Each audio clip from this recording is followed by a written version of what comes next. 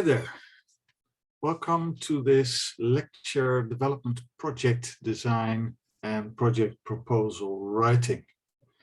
I'm going to share my screen.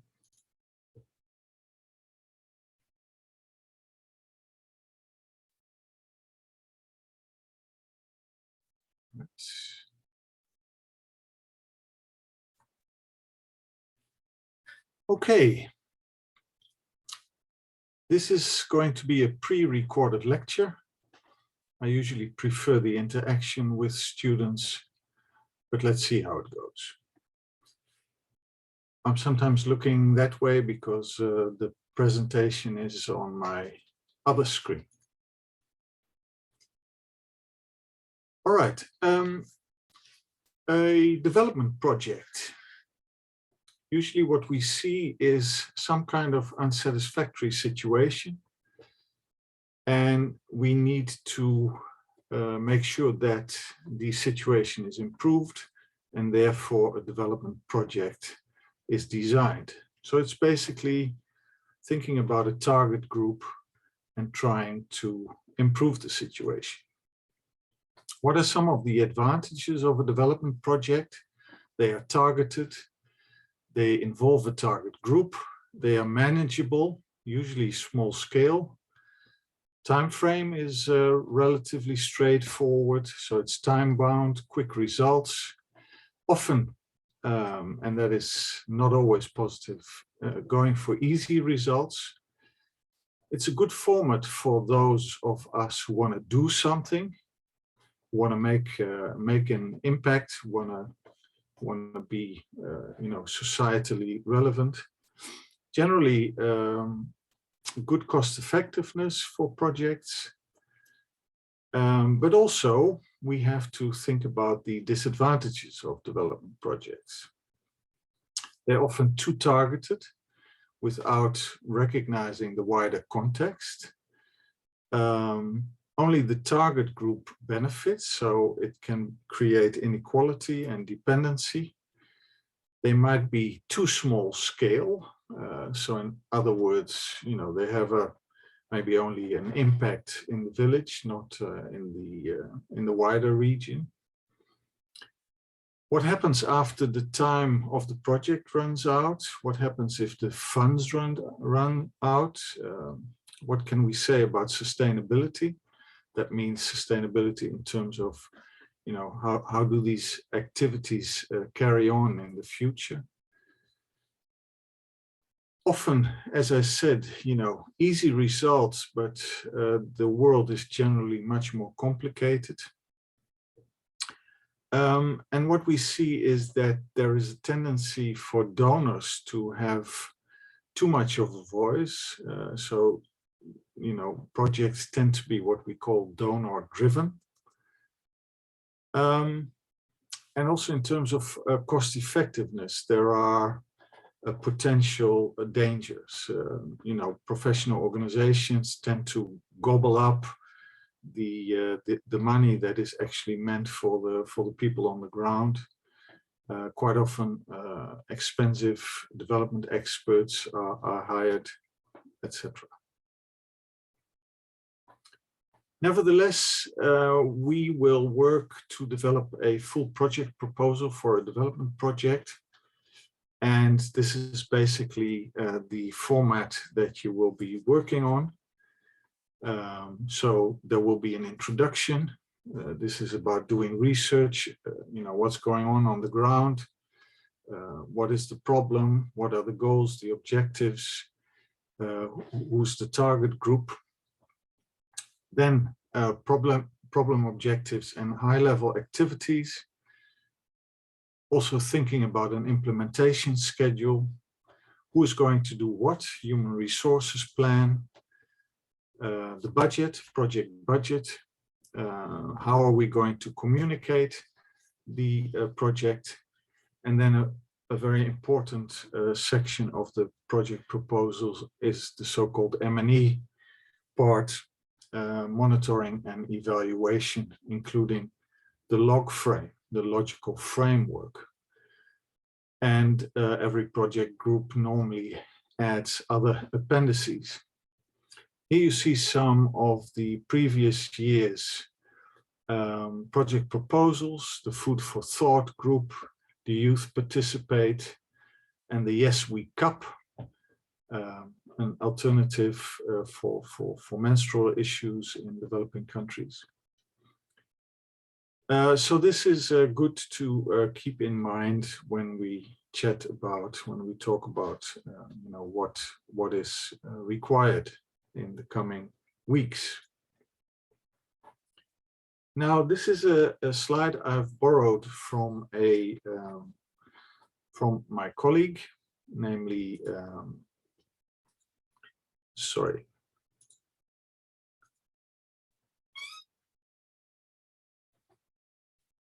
From my colleague Don Offermans. He's a development consultant based in Maastricht, but he works globally. And he will also be involved in this, this project work with you. He'll conduct the log frame workshop with you. And he will also conduct a roundtable discussion about, you know, what does it mean to be active in development.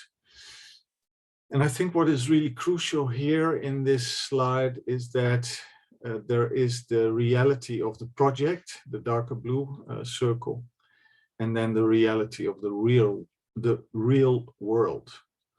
And Don always says, you know, the disadvantages of projects are that they are designed for a project reality.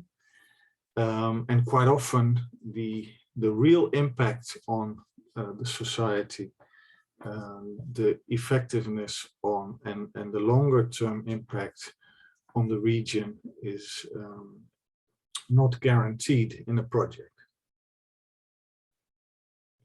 So when designing your project, that's also something to keep in mind. So, you know, what kind of issues do we come across?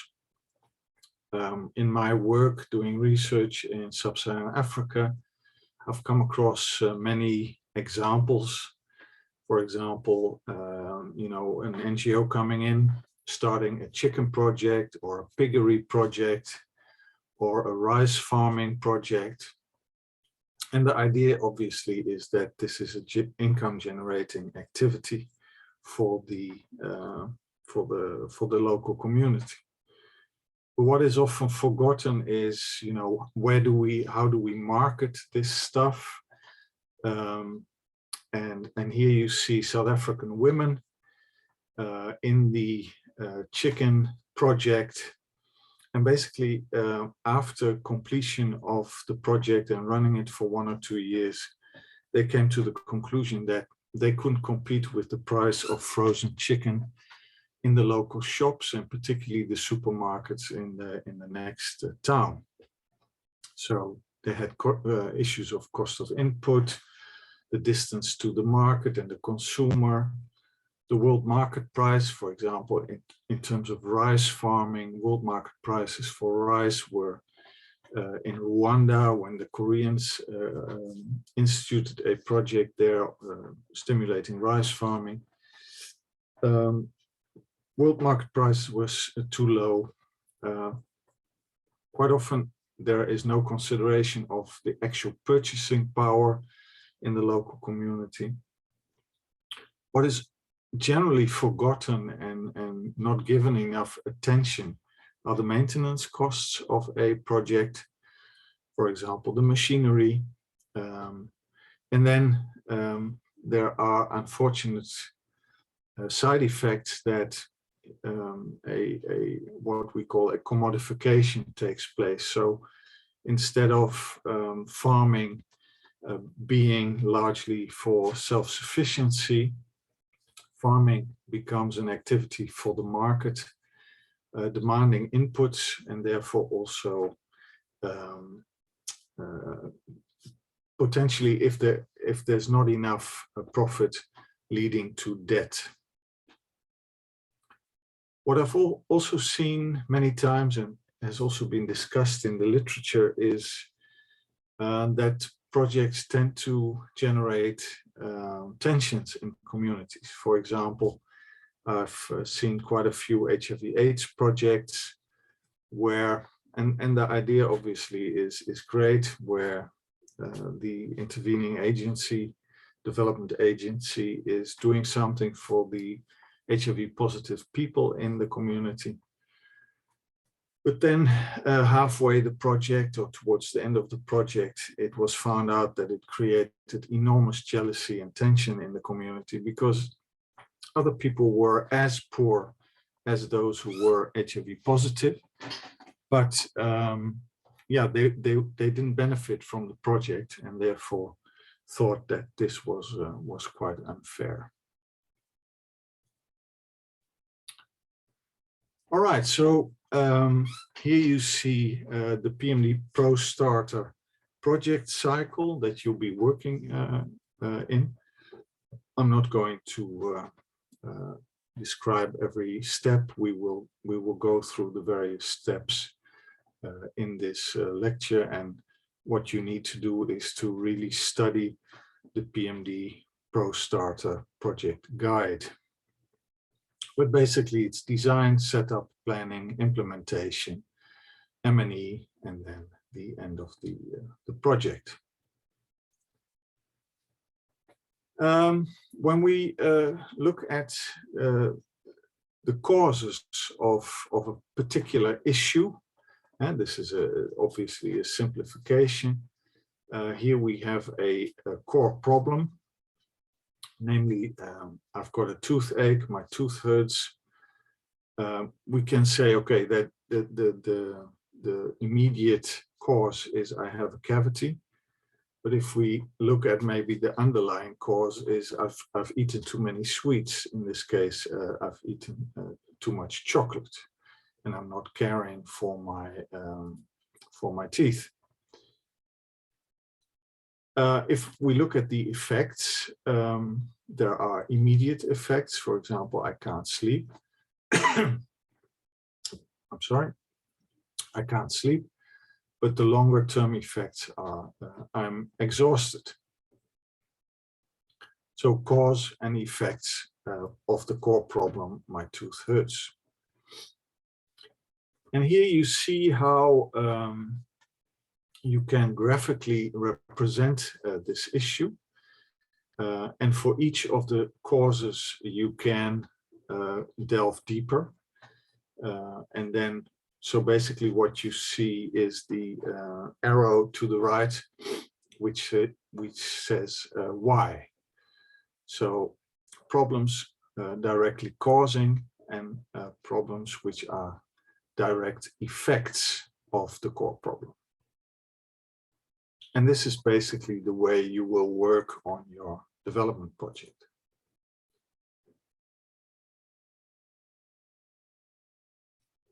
You could say that there are generally three phases in the design of a development project. First of all, you have to think about which particular donor. It's important to think about you know, who's giving you the money, because it will inhibit certain solutions. For example, if the donor has a religious background. But then there are basically two phases. The first phase is the development and the background research needed for the design, and then the second phase is writing the actual proposal. So in phase one, you do research. You go to the particular area, whether physically or mentally and theoretically. You identify the target group, you look at the local context, you assess local needs. Then you develop a so-called problem tree and what we call an objective tree. From there, you start designing your logical framework, the log frame. And having done that preparatory groundwork, you then write the actual proposal. So what do we have to consider when we think about a particular donor? You have to check what the donor's priorities are. It's good to find out, what kind of projects has a donor funded in the past. For example, if you're interested in a water project, there are certain donors who have funded water projects in the past, who have expertise in that field. There might be donors that have a strong geographical focus. It might be good to think about, what particular expenses a donor will not fund. So in the field of HIV/AIDS, you had donors who refused to fund anything to do with condoms. Then you have to be more pragmatic in the sense of looking at, all right, what are the exact guidelines that they want you to engage in terms of the proposal writing? What is the due date for the proposals? And what are the budget levels that they're willing to fund? Is this a donor that funds projects up to 10,000 euros, up to 100,000 euros, up to $1 million? And that's important to consider when you already have some ideas what you would like to do.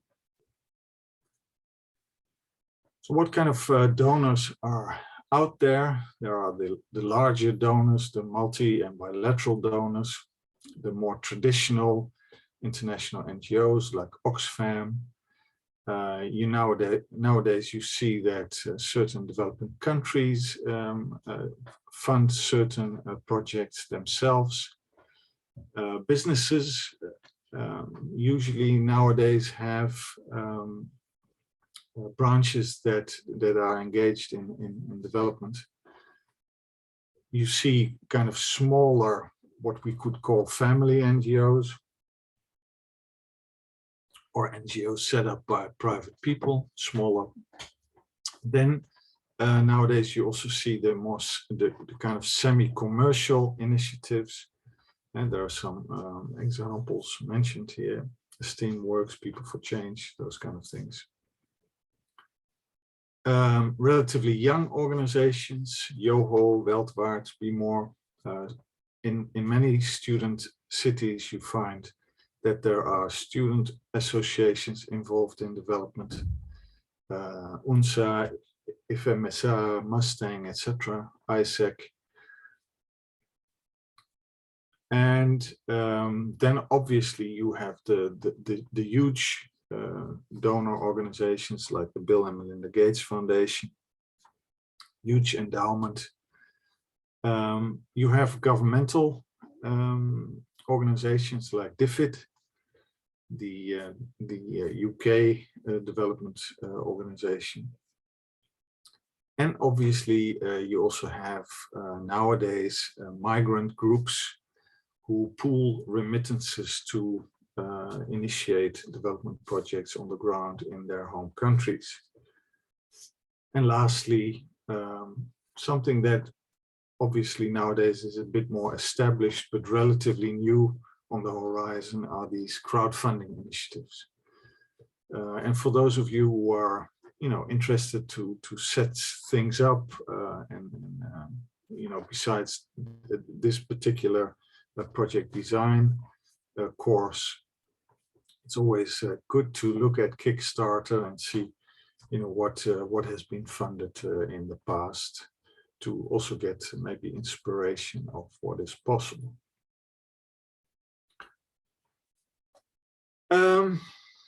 Then you have to start thinking about the background. Two more or less phases: the pre-project design and a baseline assessment. Basically, what you need to do is to think about the target group, as I said before, the local context. What are the issues that you want to deal with, that you want to solve? So assessment of local needs. So a needs assessment helps you to begin to think about You know, what is the local situation, and then you do a kind of baseline assessment, kind of a zero measurement. So, okay, what is the situation in terms of indicators on the ground when you begin? And this gives you a kind of preliminary information or data set against which you can measure the change that you hope to implement, or the change that you hope to effect. So what does a needs assessment look like? Obviously important to gather quantitative data, make use of statistics, surveys, reports, maps. Very important to get an idea of the situation on the ground. Then qualitative data, focus group discussions, semi-structured interviews, key informant interviews, but also simple observations, and finding out maybe in secondary literature, you know, what issues local people have described. What you also have is what is called participatory rural appraisal, and these are varieties of needs assessment where the local population is involved in gathering the relevant data. So it's not only the expert coming, but the local population are involved in the process from the first moment onwards. So how do we develop our thoughts? How do you develop your thoughts? At one point you start formulating a project goal. So what are the specific problems affecting the population? And obviously you have to think about, you know, which particular problems are feasible for your organization to contribute to changing. Then you formulate the so-called intermediate results, or what we call the outcomes. And then you think about the actual interventions and the outputs. So, you know, what does the project, what are the project outputs? What activities can we carry out to lead to these changes? And how do we think that our activities will accomplish these changes? And there is a great tool for this, also in the PMD Pro Starter guide, and that is the so-called problem tree. Helps you think about the problem. It pushes you, it stimulates you to deconstruct all the causes that are possibly at play. It helps you to brainstorm, and it then helps you to label core problems in terms of what we saw earlier already, the causes, but also the effects of the particular core problem. So here you have a very, very simple representation of the problem tree. And here you have a kind of slightly more developed problem tree. So the core problem in this example is the river quality. The water quality is deteriorating. You can look at the various causes in this particular region. So there's fecal waste. People are using the river as a toilet. There are households and businesses who dump their waste in the river, and the wastewater that reaches the river is not treated in an environmentally proper manner. And these can then each be broken down again. So what are some of the effects? So the fishing, the catch from fishing and the income from fishing is declining. The ecosystem of the river is under serious threat. and there's a high incidence of waterborne diseases, and particularly poor people who are dependent on the river water are suffering, and particularly kids under 5. So this is, I think, an important example for you to look at and also to keep in mind when you do your design, because it helps you as an example to think about, okay, so how does my core problem, how do I break it down in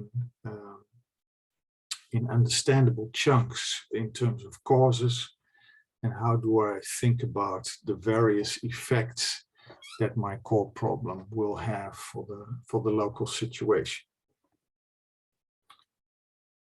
Now, from a problem tree, we move to a what we call an objective tree. And basically what we do is we turn the negative into the positive. So if we remember in the previous slide, we had as main problem the river water quality is deteriorating. And obviously we can turn that in a positive statement, namely the water quality is improved. And that means, and this is, one of the causes, that the quantity of waste that is dumped in the water is reduced. And one of the effects will be then, if we make sure that this happens, that waterborne disease is reduced. So here you have the worked out example. So the river water quality is improved, incidence of waterborne diseases has gone down, the threat to the ecosystem of the river is reduced. And when we look at the causes, the quantity of solid waste dumped is reduced. The number of households and factories discharging waste has been reduced, and wastewater treatment has improved so that it meets environmental standards. So important that we have this problem tree that you can flip and into what we call an objective tree. Then after completing our problem tree and objective tree, we need to start working on what is called a log frame. And you will also be enrolled in a log frame workshop, because this is a really important systematic tool to help you plan your development project. It's a visual communication tool. It's really crucial in terms of monitoring and evaluation, and it helps you to manage the risks in your development project. So basically it's a graphic representation of your whole project. So what does your project accomplish? How will it accomplish the various components, and how will you know whether things have been accomplished? So what we normally see is then these components: goals, objectives, outcomes, activities / outputs, and then results and process indicators. What is important is that we work with the PMD Pro Starter guide and particular log frame, but normally in the real world, many donors have their own log frame formats. So that is something once you graduate that you have to be aware of. Log frames should be smart. That means specific, measurable, achievable, relevant, and time-bound. And that is something to work towards. So you have to think about these means of verification, and do appropriate external sources exist already? are there sources that are these sources specific enough? Are they reliable, accessible? Are there costs in terms of obtaining the information? And what should you do to create other sources of information within the project? This is the basic format of the log frame. So you have the project description, the indicators, means of verification and assumptions. That is horizontally, and then vertically the goal, outcomes, outputs, and activities. Again, really important to keep in mind Don Offermans's graph of the project world. Here you see again the input, the activities, and the outputs. And you see that the outcomes are, let's say, partly in the project, largely in the project, and to some extent outside the project, because you want to have an impact on the wider world, but obviously projects are relatively small, so not everyone will benefit from what we call the outcomes. And if you want to achieve real impact in the real world, you often need to upscale your development projects. But obviously we are now concerned with what we call the project world, or the reality within the project itself. And here you see the vertical logic. And obviously you have a goal that you work towards. But quite often we start at the bottom, and namely we begin to think of the activities. So, and it's formulated in this manner. Huh? If adequate resources inputs are provided, then the activities can be conducted. If the activities are conducted, then these outputs can be produced. If these outputs are produced, then these outcomes will occur. And then if these outcomes occur, then this should contribute to the overall goal of the project. Now, this sounds maybe a little bit abstract, but also keep in mind what we just talked about in terms of problem tree and objective tree. This is basically the logic that you should work through for all your sub-goals, your particular outcomes, your objectives in your project.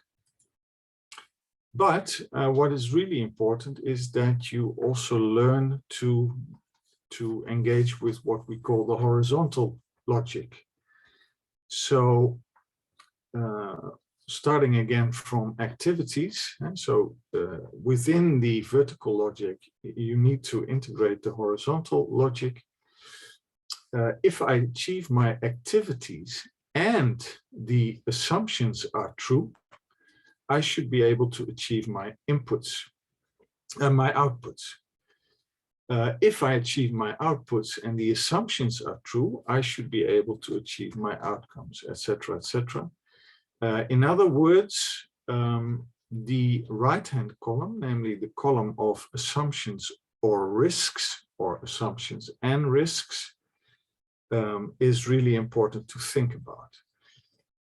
Activities do not take place in a vacuum. And so, for example, in terms of, let's say, agricultural activities, one of the assumptions is that it will rain at the right time in terms of the proper amount. If that's not the case, then obviously some things in the agricultural project will go wrong. So you might want to formulate assumptions or particular risks in terms of water provision for your crops. Another issue that you always have to think about is, what will people do? Will people work with us what will the municipality do in terms of permits, whatever. So a key component of the log frame is trying to think through the various scenarios in terms of what are my potential risks and what are my potential assumptions that I built this project upon. So here you have a very simple log frame. You can also go to the PMD Pro Starter website. There will be much more information. Here you see, activities, new latrine sites, latrine plans, sanitation workshops. The output is latrines and awareness campaign. Indicators is 10 latrines, community visits. However, there might be, in terms of the assumption is, is the community actually going to use the latrines? But maybe there is also the assumption that the population doesn't increase. When we look at HIV/AIDS in South Africa, and when we compare population numbers in South Africa in the late 1990s, South Africa had 42 million people. Now I think the population is around 57 million people. So that means also on the local level, population can increase simply on a natural level, but maybe there's also migration because of conflict, etc., etc.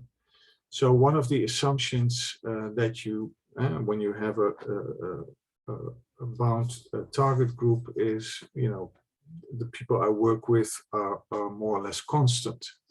And in this example, that is something you have to take into account. From my experience in my research, many projects have a capacity building component. So I'm teaching in my project people to become community activists or health, or local voluntary health workers. The assumption always is, okay, I'm creating capacity in the community. But strangely enough, or maybe not strangely, is that capacity building often leads to people leaving the project, because once they are educated within the project, suddenly they have skills that are attractive somewhere else. And rather than when you invest in a community through capacity building and people will stay, it might lead to reduced capacity because people will actually leave for greener pastures elsewhere. There's lots of online help in terms of logical framework. This is really important for all of you to look at. So the PMD Pro Starter, but there are also these other examples. Here are the relevant YouTube links. They are also in your course book. And then there are other examples that I will not go into here, but they also help you to think about, okay, how do I go about filling in such a logical framework? What is important is that you also do the assignment. That is you go through the imaginary exercise that you intend to have you intend to build a house, and you need to work on a log frame that helps you realize that house. Go through all the particular steps. Here again, from how do you go from objective tree to the logical framework? How are objectives then translated to the various components in the logical framework? And here you have, again, an example of the various goals in a particular project. So here it is written out what the goals normally entail, what indicators entail, what is meant with sources of verification, etc., etc. And again, goal, outcome, outputs, activities. I can imagine that for many of you this is new. To be honest, I'm not an expert myself, but my experience is over the past few years that exposure to this whole process is extremely useful, and graduates of the MA GDS have also told me afterwards that you know, having started in their new jobs, it was really useful that they went through this exercise of designing a development project. Because doing development confronts us with different things than, let's say, if we think about and approach development from a more academic, theoretical point of view. Right. Then let's see where we are. Yeah, so again, monitoring and evaluation is really important. It's important to the donors because they want to know, you know, what is being done with my money, how effective is my money being spent. So what indicators will be measured? Where will the information come from? Who will collect the data? How often will the data be collected? And how often will reporting occur? Now, obviously, you can also think of potential tensions here that maybe the whole bureaucratic cycle of a project takes away quite a lot of funds and energy from the actual activities that may benefit the people on the ground. So in that sense, you know, you also need to compromise the let's say the demands that the donor puts on you versus what you can actually do in terms of also keeping enough time and space and energy for the people that you are working for on the ground. What is really important in every project nowadays is to keep in mind gender.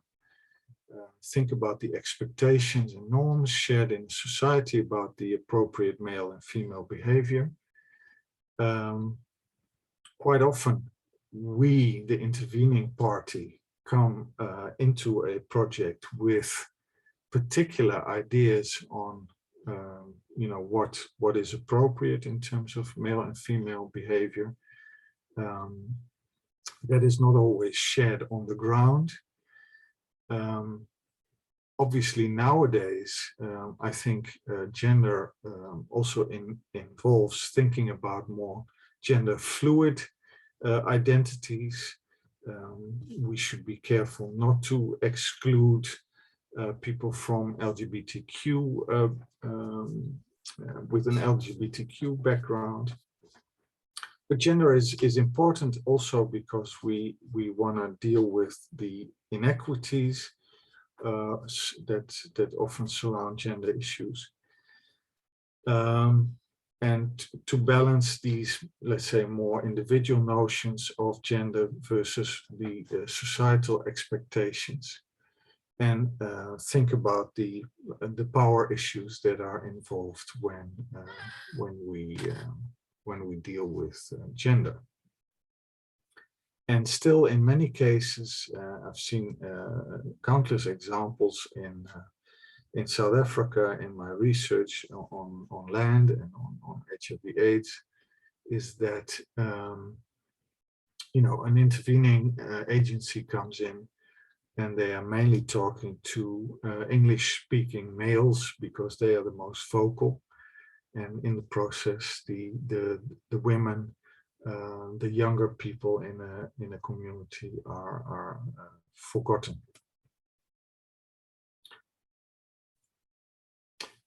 Something to also keep in mind when you work on a development project is the issue of sustainability. check the SDGs, what is being formulated in terms of the field that you're working on. Understand that sustainability is more than only environment and only economic, but also the social aspect is really important. And don't forget the institutional side of things, also really important. So again, this is what you will be working towards, your full project proposal for a development project. I'm really looking forward to all your creative work. And I hope that also within your project groups, you have a good rapport and that there is lots of energy and enthusiasm. Check out the deadlines in your weekly overview. We have the draft project design / needs assessment, the log frame, project charter budget, and then at the end, the full project proposal for development project. Right, that is it from me. Then I would like to say good luck. I hope you really enjoy this and that you get the most out of this. We will meet in the classroom and we will meet soon. Ciao, ciao. Thank you for your attention.